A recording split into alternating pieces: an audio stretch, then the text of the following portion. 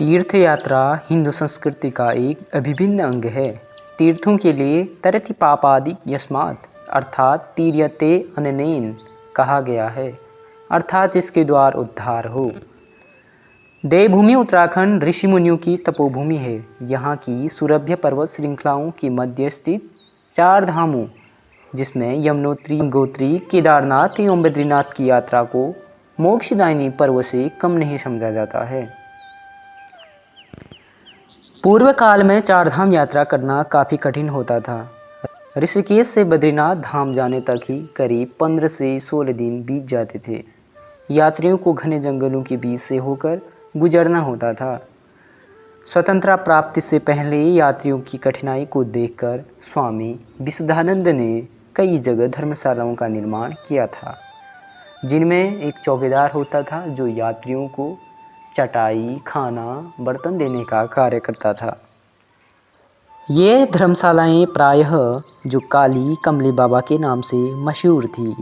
धर्मशालाओं में यात्रियों को ठहरने और खाने के लिए तमाम व्यवस्था की जाती थी। यात्रा पर निकलने से पहले कई यात्री अपना अंतिम कर्मकांड कर यात्रा के लिए प्रस्थान होते थे। उन दिनों प्रायः लोग समूह में यात्रा करते थे, जो यात्रा काफ़ी कठिन होती थी। इसलिए यात्रियों को घर से विदा करते समय फूलों और मालाओं के साथ उनको भावपूर्ण विदाई दी जाती थी।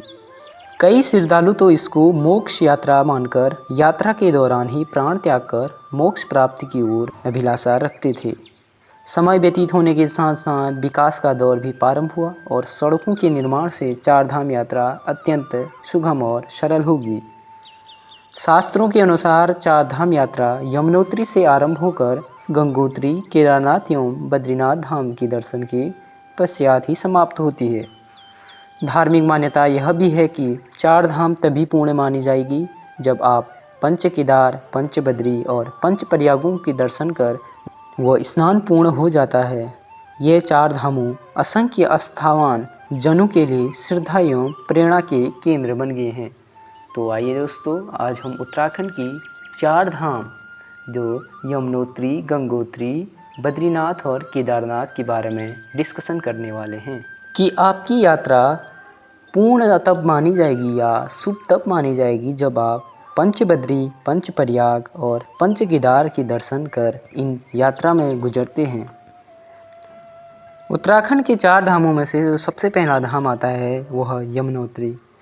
यमुनोत्री उत्तरकाशी जनपद में स्थित समुद्र तल से करीब 3235 मीटर की ऊंचाई पर बसा हुआ उत्तराखंड का पहला धाम है। पौराणिक मान्यताओं के अनुसार यमुना यमराज की बहन व सूर्य भगवान की बेटी और भगवान श्री कृष्ण की 8 पत्नियों में कालिंदी के नाम से प्रसिद्ध थी।